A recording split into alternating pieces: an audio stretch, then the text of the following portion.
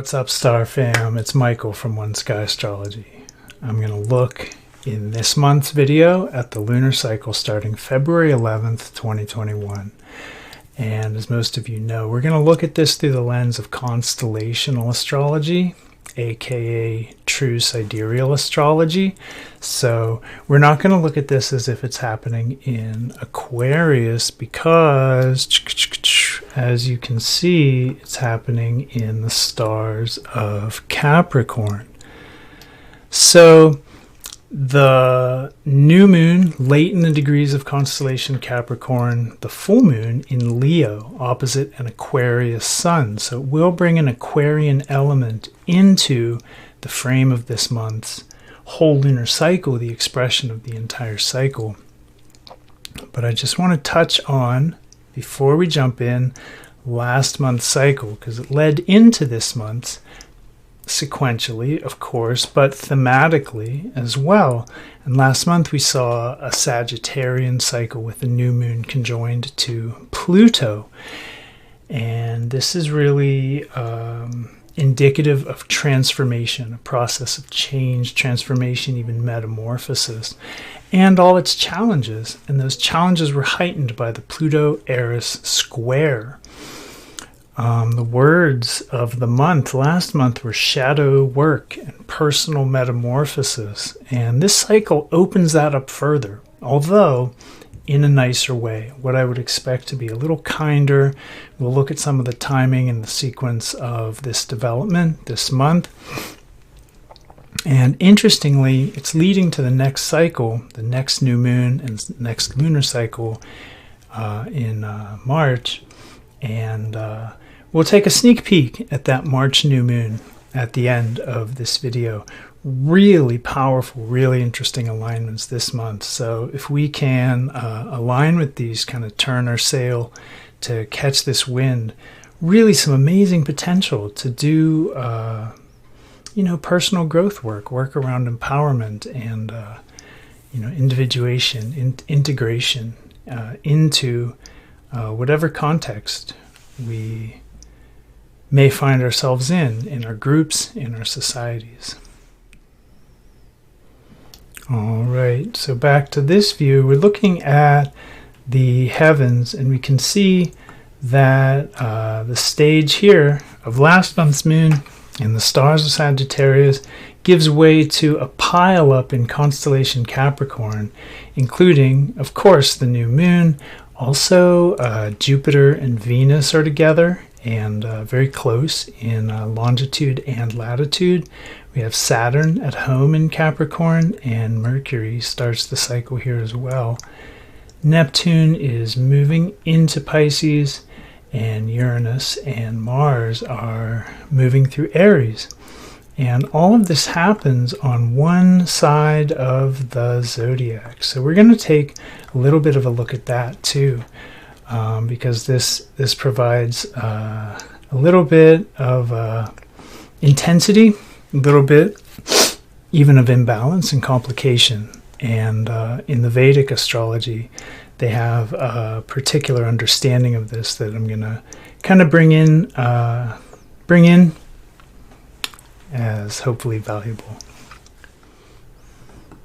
So as you can see, we, as mentioned, are using the actual size and boundaries of the constellations in our calculations. So when I say that this new moon is happening in Capricorn, it's because it's happening in the stars of Capricorn.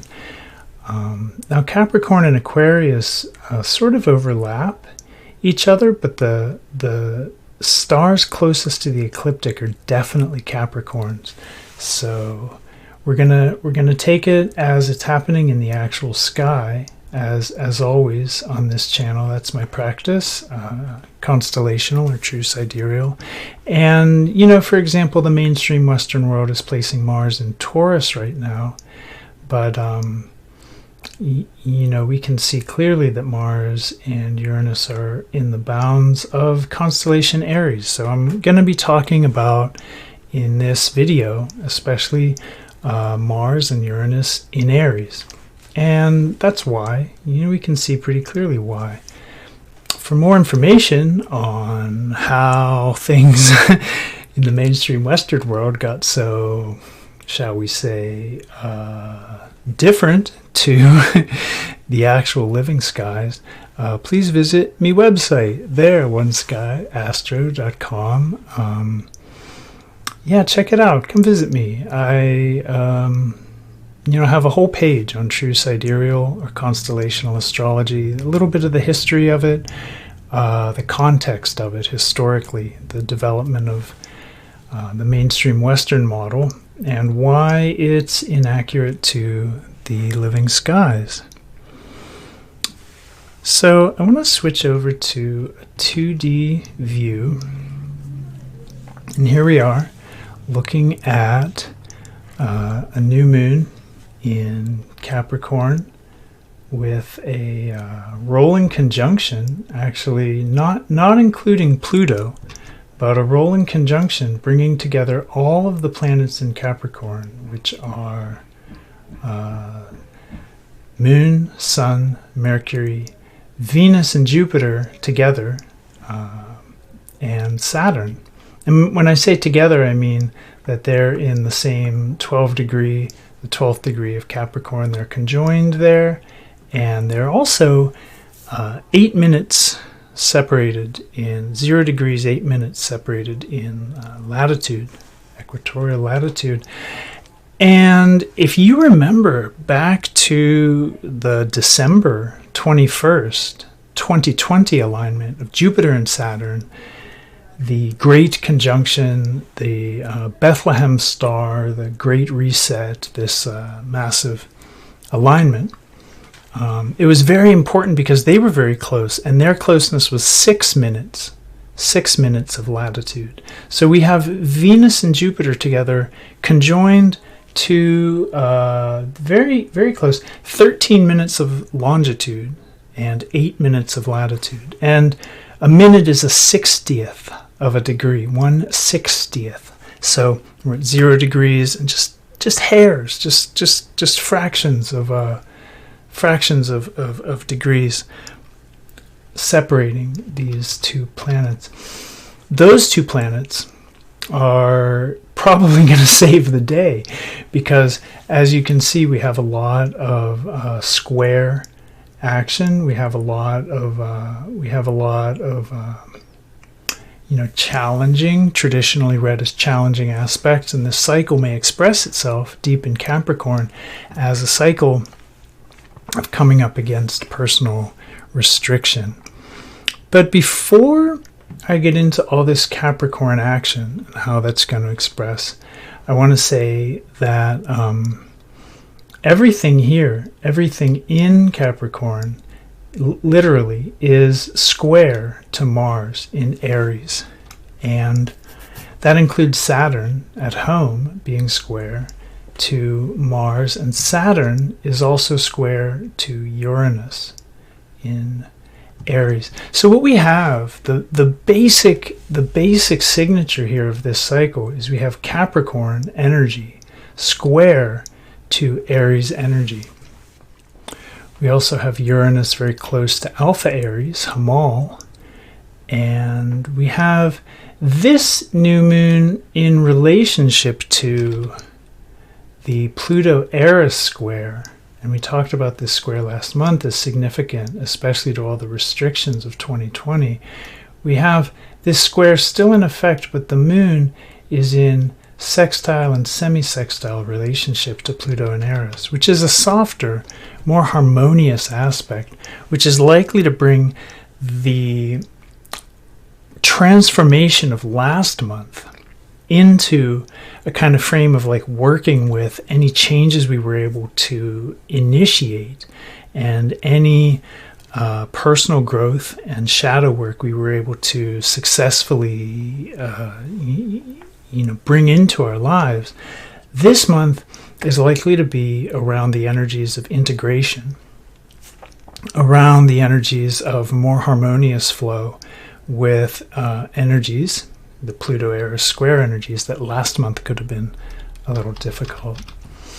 So moving out of last month's challenges and entering into this month's challenges, Again, this Venus-Jupiter thing, really interesting. It's a blessing when these are together so closely. It's a real blessing to, it's just the energy of success, of fortune, of gain.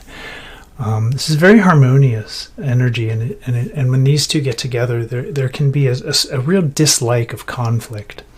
And that energy here of Venus-Jupiter is somewhat at odds with the energy of Mars squares from Aries. It's very much the energy of conflict. Mars is our aggressive, assertive side, and we can see it's literally squaring just everything it can. Everything out to Jupiter. If it could square itself, it would. And if it does in your chart, look out. I actually have a Cancer Mars myself, so this is square my Mars.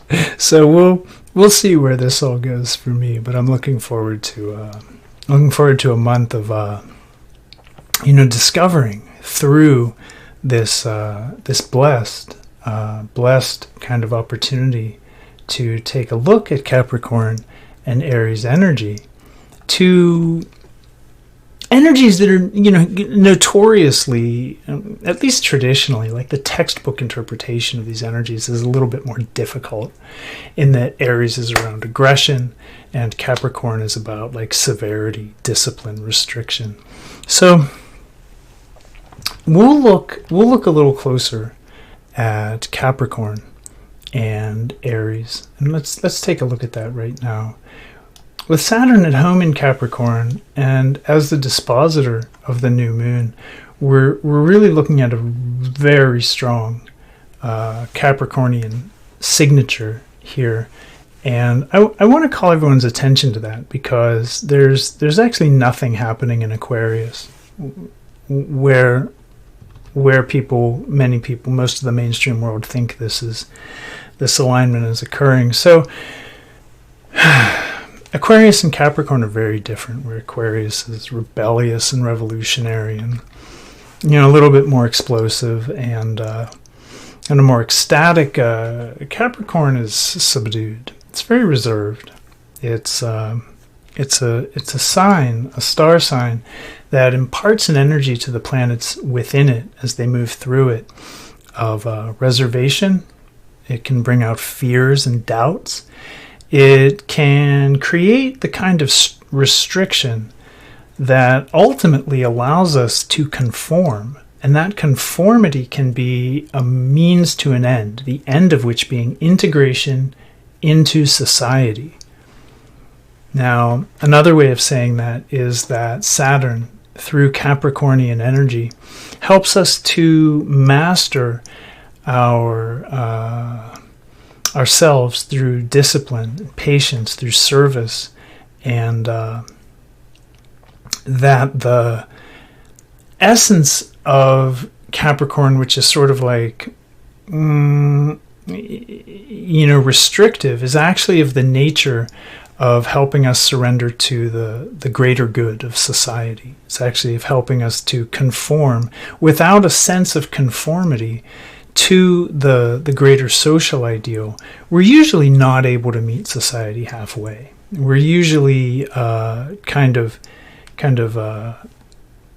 we might have a big gift and a lot to offer, but we have to kind of make it presentable, palatable. So Capricorn represents all these energies, and also the energy of obstacle, the energy of adverse conditions, that we develop patience, discipline, perseverance, a sort of endurance, a quality of endurance, through navigating these obstacles and adversarial conditions and overcoming them. So this is why Capricorn is considered a bit of a difficult set of stars.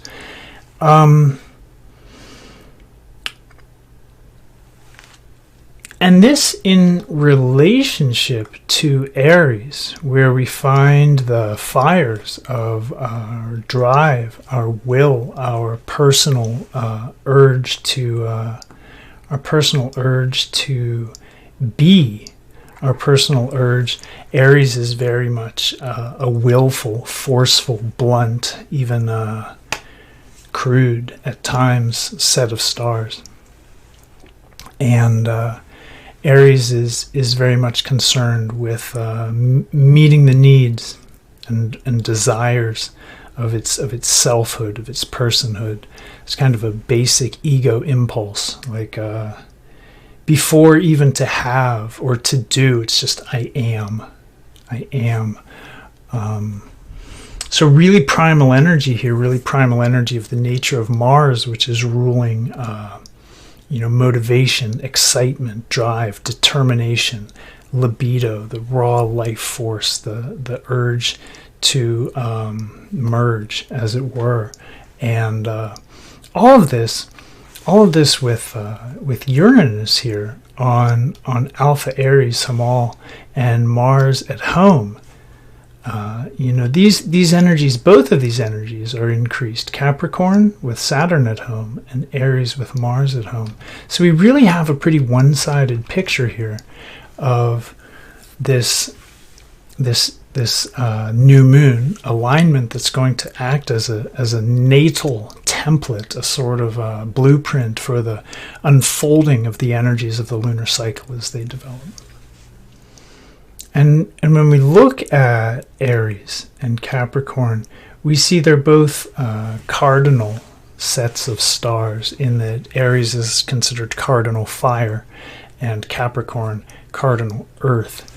And the cardinal set of stars are around or of the nature of new cycles, initiating and developing new cycles of energy. So this is a very strong time, where last month we did the digging, we did the excavation, we turned a lot of difficult material through sort of surrender and navigation of difficult territory, turning the rocky soil that we were presented with into farmable earth, so to speak, through this kind of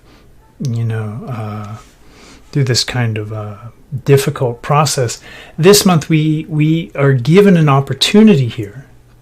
It may be challenged. There may be the nature of stress or obstacles that present themselves, especially when we see so many squares. But we're given the opportunity to start a new cycle. So I want to encourage everyone right away in approaching this month in this lunar cycle to take a look at the last month, look at the themes and what came up, what transformed, and what is taking root, what is beginning to sprout, and to initiate new phases, to ride, to harness these cosmic waves, as it were. And you can develop in new ways with an energy like this. You can initiate new cycles. With Aries, we initiate new cycles of personhood and of being. And with Capricorn, we initiate new cycles of service and of career opportunity. So the energies are high here in these areas. How we are, how we be in the world, and what we do, what we offer, how we integrate. Again, Aries isn't very concerned with fitting in. Aries is just more concerned with getting what it wants.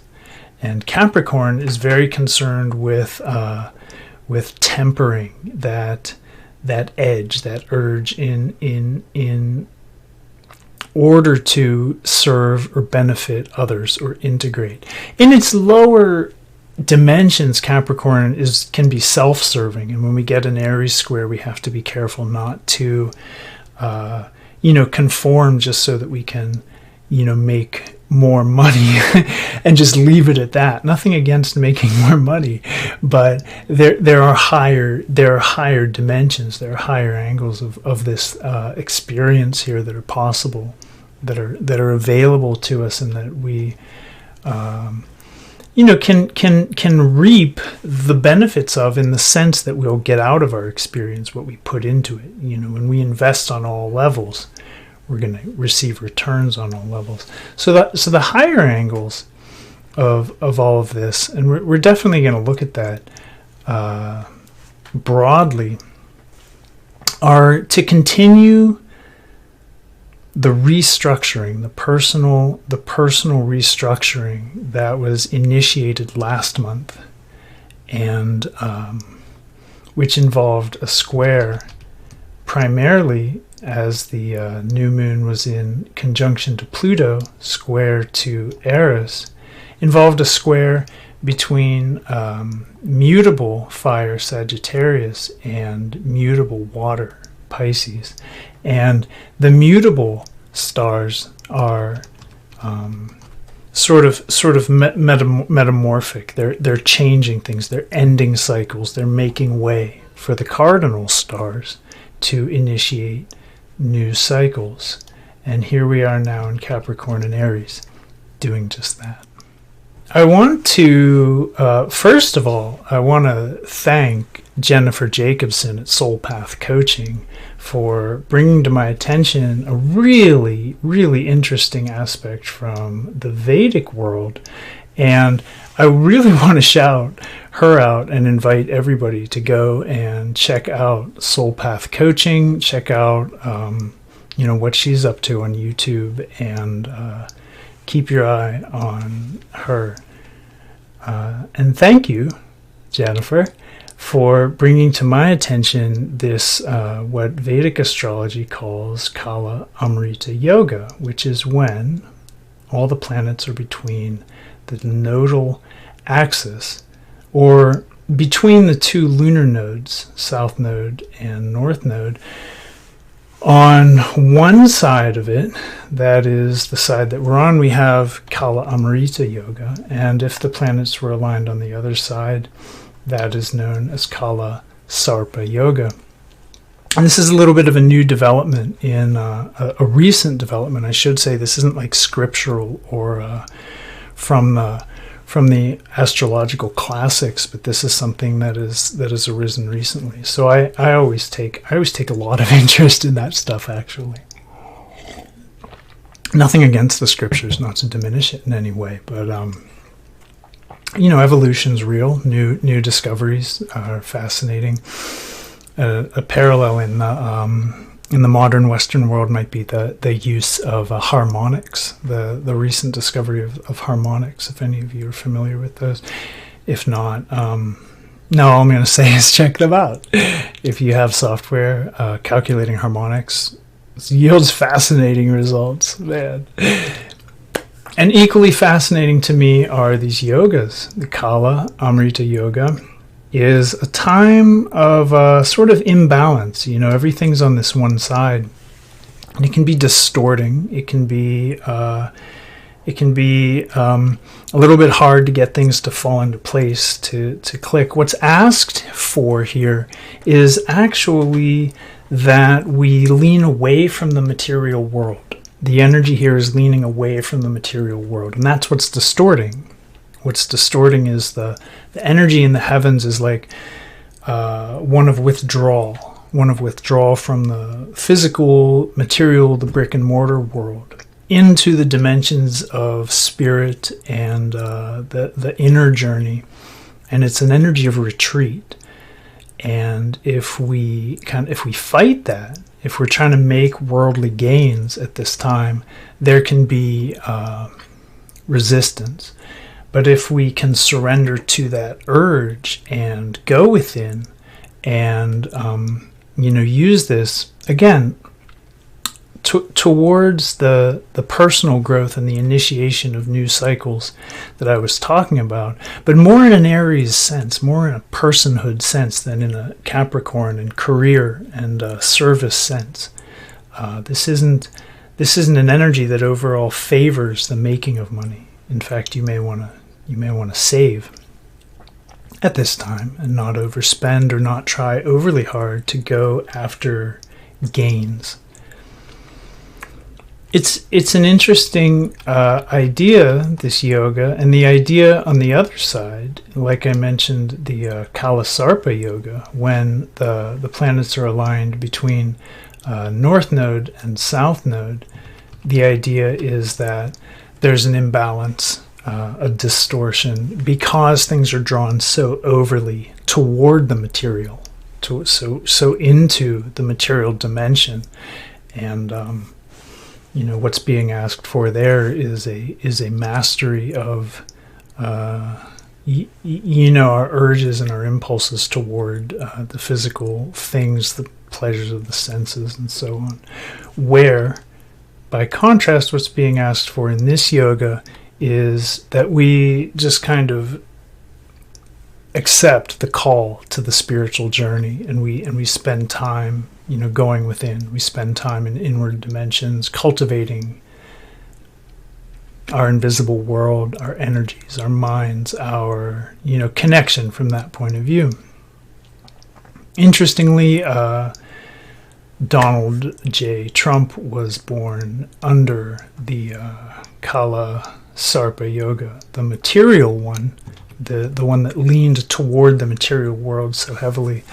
And for that and other reasons, I find this all very interesting.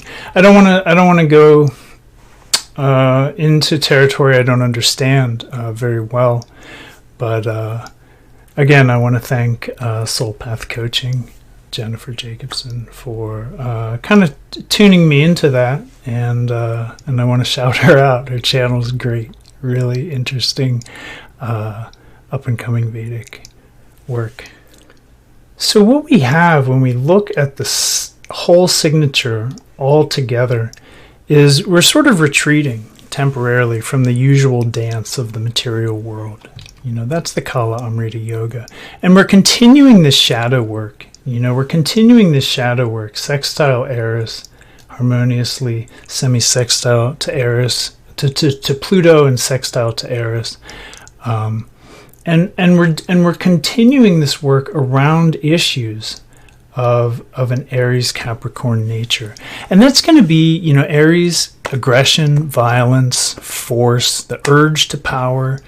And the squares are going to bring out the kind of more difficult aspects of these. So I'm not going over the higher angles of these, but I'll talk about what the squares bring out. With Capricorn, we have issues around vertical hierarchy, structure, power over, issues of conformity, structure. When you get them combined, Aries and Capricorn, you have military karma, you have military structure, working out issues around that. Again, not to diminish military endeavor in any way. It's appropriate to this dark age, and I have good friends who have done a lot of military work and service, and what I'm talking about is working out, the guilt or the pain or the karma that we carry around that, even in past lives, even if you're, the most vegan of all your hippie friends. I mean, you can go in there and find, you can find some past life military karma. I could guarantee it.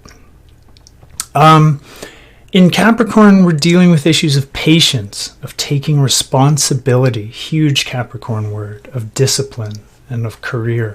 So we're looking especially at obstacles with all these squares. We're looking at obstacles that may arise around those themes, and we're looking to navigate them successfully in order to grow. That's what the square promises. It promises a little bit of dynamic tension, but in that tension, there's like amazing potential.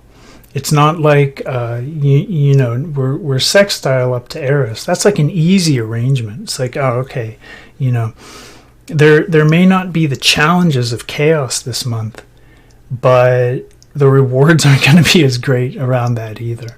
The rewards of the square, again, the phrase that I use is dynamic tension, because there's like an electricity, like a charge, like a crackle. You can tap into that. You can tap into that charge and really make profound moves with that energy as your basis. We do have Mars in a position here in Aries that's accentuated by its contact to Neptune and Pluto.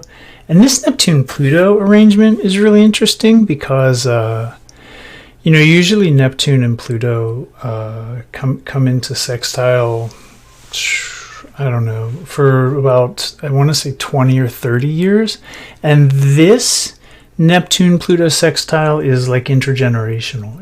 It's lasted from 1950 to 2032. It will last until 2032 because of the elliptical orbits of Neptune and Pluto. So I want to encourage everyone to just kind of look up that Neptune-Pluto sextile on their own. This is a really interesting one. Neptune and Pluto together, when they're in contact and in sextile, they really signify like throwing out orthodoxy, like especially in the spiritual endeavor, which Neptune signifies. Pluto it imparts a sort of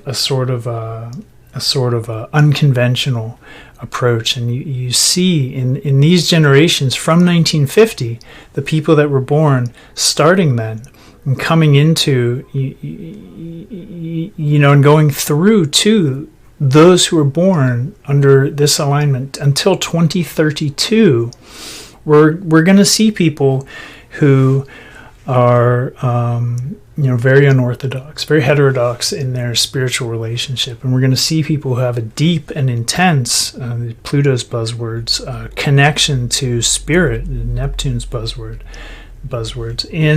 in their own regard, in their own right. And again, these two planets are kind of moving together for a long time. So we're like deep in the energies of this Neptune Pluto. And we're bringing Mars in Aries, this kind of personal drive. So we do have a kind of spiritual warrior sort of signature here that's really going to assist.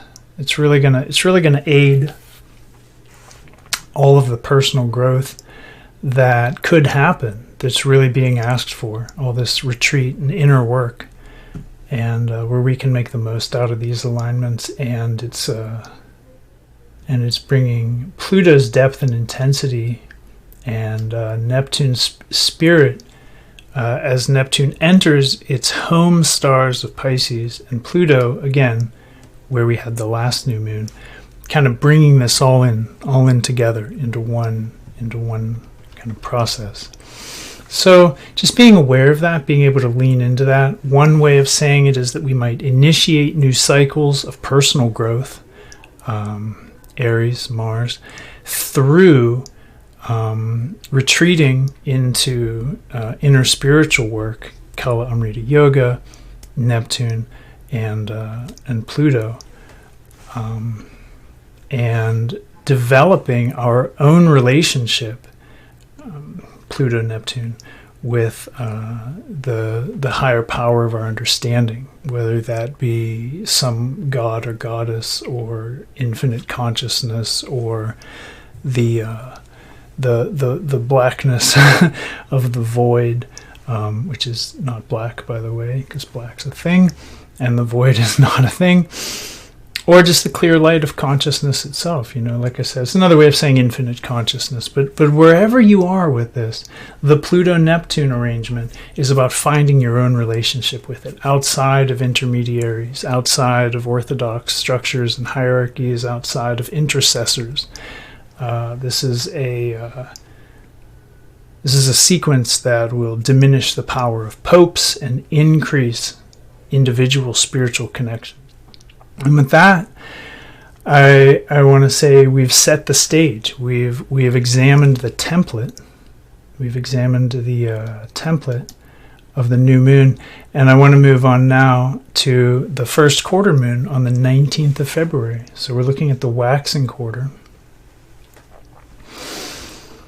And in the waxing quarter moon, we have the sprout of we have the emergence of the kind of theme of the lunar cycle. We have the emergence. So from everything we just talked about, on the way to this Leo Aquarius full moon, we're gonna see now, as the moon enters Taurus, passing Mars, we're going to see these themes start to take form. How is this emerging in my life? How is this emerging broadly in society?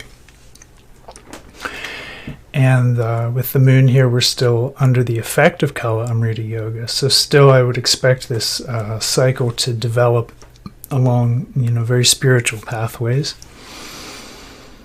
Mars has left Aries and is actually square, nice close square to Venus.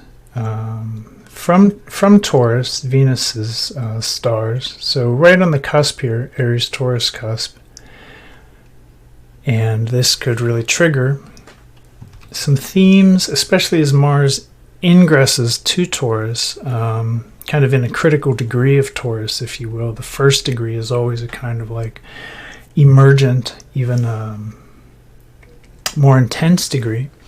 You could really see themes here around self-appreciation and any restrictions to that, as Venus is in late Capricorn.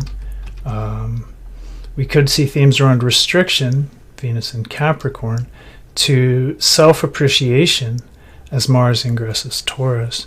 And they're both aspected by Eris here in, again, in that sextile, semi-sextile, in that sextile, semi-sextile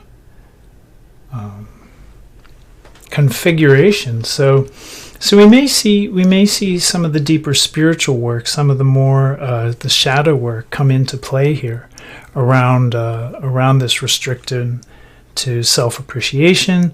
Or another way it might express itself is in or they're both earth signs, and we may experience tensions around our sensuality, Capricorn and Taurus, or around conservatism vis-a-vis a kind of drive towards luxury, as conservatism being Capricorns and luxury being Tauruses.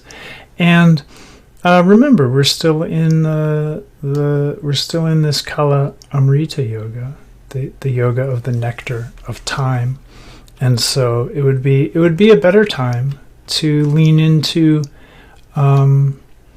our more reserved, conservative side, and to tap into those spiritual dimensions, as opposed to going full luxury in our motivations, as tempting as that might be. And through all of this, Uranus has been square to Saturn, and actually between the new moon and the first quarter moon, that square will perfect. So we're now 9 minutes. We're now moving away 9 minutes. The same closeness as Mars to Venus. So we have two very close squares here. And we talked about this last month, but the Uranus-Saturn square is one of reformation, one of restructuring. Uranus brings change, brings new growth, brings futurism to Saturn's structure, sort of conformist nature, sort of a disciplined and formal nature. Uranus will repattern that. So anywhere we have structures that we want to change, we want to offer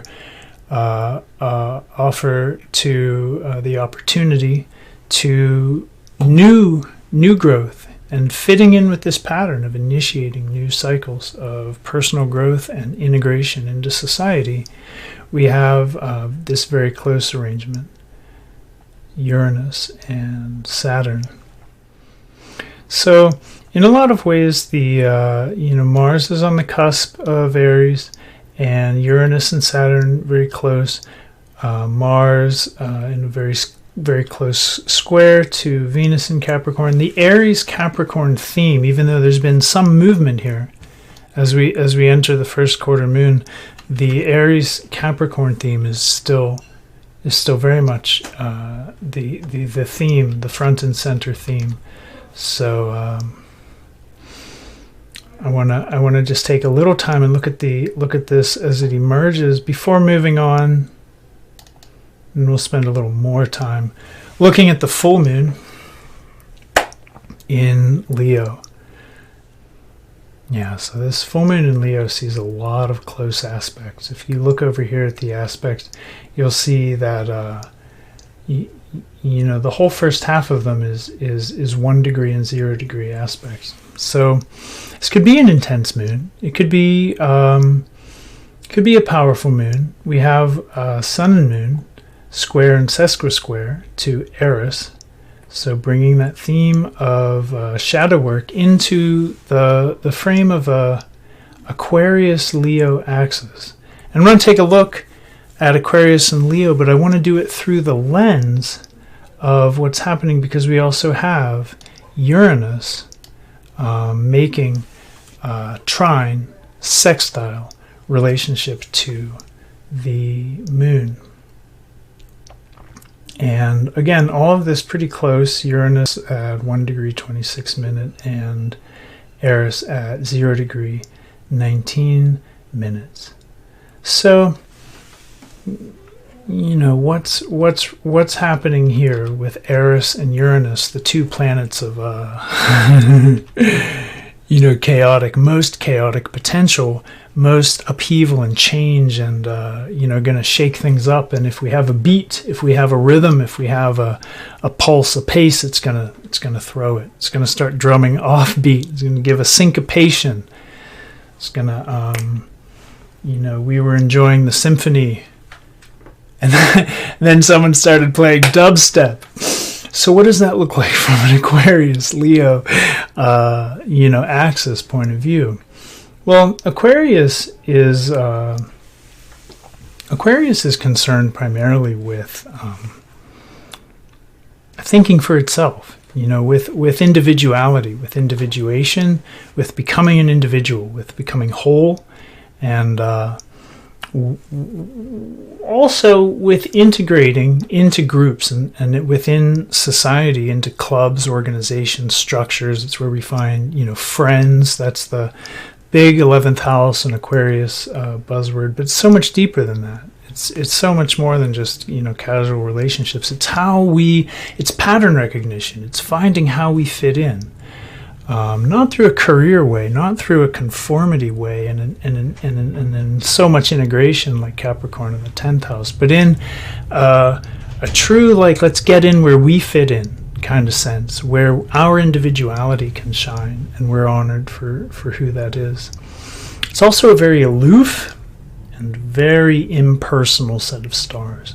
And when we contrast that to the Leo axis here across the way, Leo is around the personal life. It's really around the theme of selfhood and personhood, similar to Aries. You know, they're both fire signs. Leo is fixed fire, and to Aries cardinal fire, and so we get involved, we get absorbed in Leo. We get drawn into this personhood and creative self-exploration, artistic endeavor, and really, who am I? How do I express myself? How, you know, can I really take the spotlight and you know, let people know what I have to offer and who I am? These are Leo's questions. It's inspiring. Leo inspires others through creativity, and Leo is the sign of leaders. So we're finding our seat in this full moon at the center of our personal mandala. We're finding our seat through this process involving, you know, Uranus and Eris, of upheaval, of change, of this process of Aries and Capricorn, of initiating new structures. We have, you know, we're going to restructure the self, the inner experience of our personhood here with the moon in Leo, and so activated. And it's activated not only by all these interesting arrangements with Uranus and Eris. It's also making close relationship, the Sun and Moon, to Saturn. So we do have here, completing this sort of theme in Capricorn, completing, or I should say balancing this theme of upheaval and change from Capricorn, which will lend some structure, as we have a semi-sextile from the Sun and a quincunx. A quincunx, that's 5/12, quincunx, 5/12.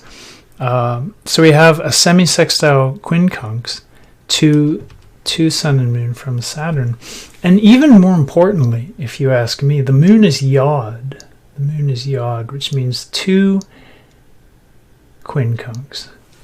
And when you have 2 quincunx, you have a sextile on the other side. And when you have 2 quincunx in a sextile, you have a Yod, or a finger of God.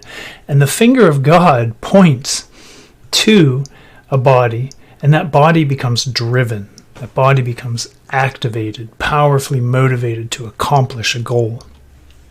And the quincunx is a sort of, it can be a crisis signature. There can be like a real difficulty integrating the energies at the end of the sextile. Because, let's look at this. I want to break this down. When you have a Yod, let me give a little astrology lesson here. When you have a Yod, one thing I've seen is that there's always powerful emphasis placed on the planet or body at the head of the Yod. And what happens is, as the difficulty here with the quincunxes, the difficulty integrating those energies into the lunar experience, the innermost, our feeling, our sort of feeling, our ego, our self experience, especially in Leo, very much around the inner feeling self. We may have a hard time integrating new structures, Saturn, and the energies of healing. And this is Chiron, an asteroid around healing and learning to heal others, and being able to teach others to heal and to literally heal others. So we have the energies of Saturn and Chiron and their sextile, and what happens is we'll just sort of vacillate here between Saturn and Chiron. We'll get lost around themes of discipline and restriction and structure and conformity and all these Saturn and Capricorn themes. And then when that gets too much, we'll go back and we'll have a Chiron in Pisces, kind of a sort of a spiritual, like, oh no, I can't just be all structured and disciplined. I gotta do this inner spiritual growth work. I gotta heal. And this is actually, these energies, they can go back and forth because they have a hard time integrating with the Moon. But what wants to happen, what's driving the Moon, what's giving it this urge to really accomplish something, is the dynamic tension that's created by bringing Chiron and Saturn here in this instance, or bringing any 2 bodies in sextile at the end of a Yod together, integrating them harmoniously. So how do we bring together Saturn and Capricorn with Chiron and Pisces? Well, the structure, Saturn, of our healing journey, Pisces, and our surrender, or our being in service, Capricorn, through surrender, Pisces, a spiritual ideal. It would be one way, and these aren't harmonious with Leo. Leo's the king. It wants to sit at the center of the stage and profess or command or shine. And so this is asking for a little bit of a delicate balance, kind of a gentle, kind of a subtle approach here, where we're bringing the energies of Capricorn, Saturn, and Pisces, Chiron, to bear on the creative self-exploration of Leo. And we may be driven powerfully in this full moon by this force, because I've always seen Yods to express themselves undeniably. The very interesting feature in astrology, and I've spent a little bit of time really looking into like what is the mechanism here.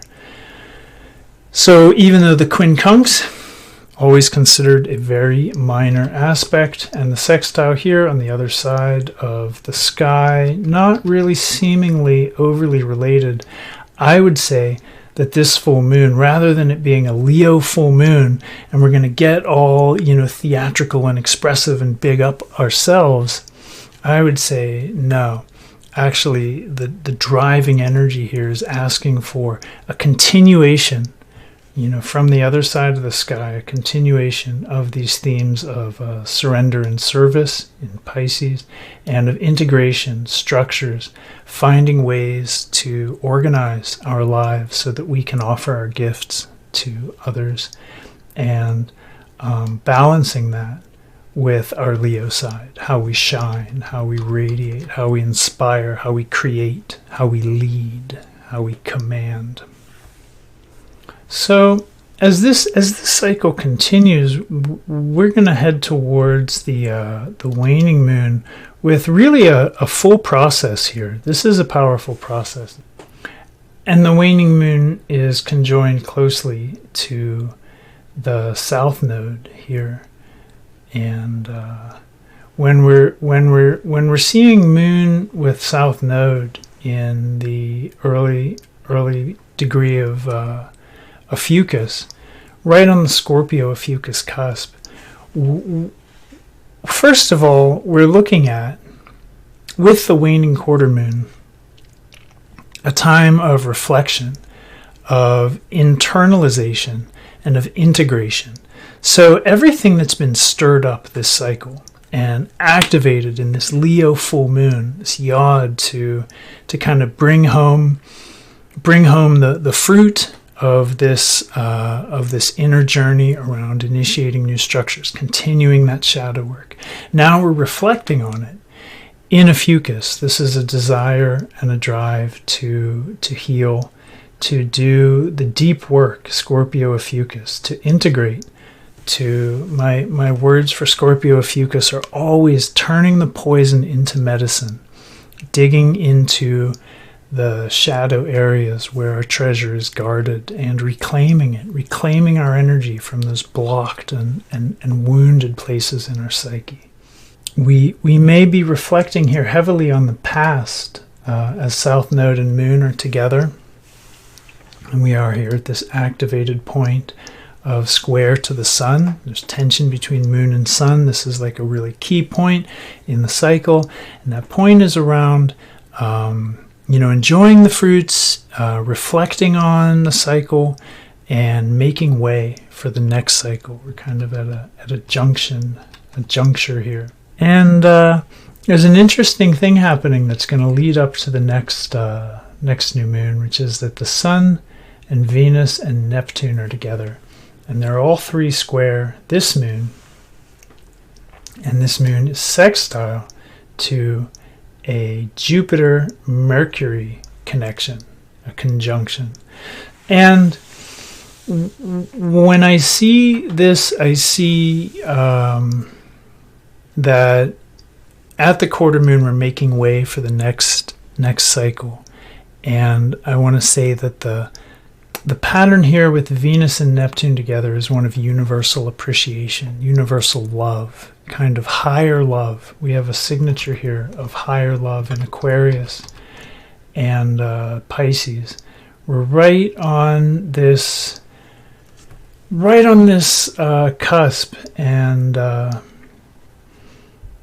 in the stars of Aquarius of sort of change and the new and the futuristic, the moving forward, the progressive. And with Jupiter to Mercury, we may be very, very inspired, very hopeful around our thinking and our ability to communicate these things, these higher ideals, this higher love, this healing in late Scorpio, in Ophiuchus.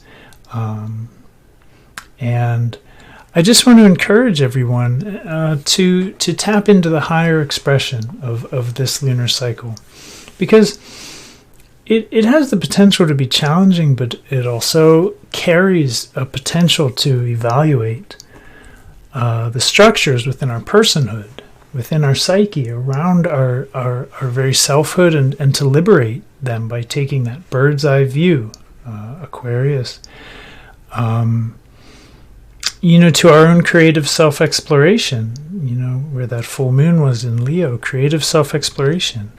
And any patterns, all those patterns which are really not of the highest good or the greater good, being able to restructure those and seeing the highest potential within ourselves. Again, Leo, the highest potential within ourselves, and being able to see it within others as well, Aquarius. So we're here in the deep waters of Scorpio Fucus, and we're going to be reflecting on all that as we make our way towards the next lunar cycle.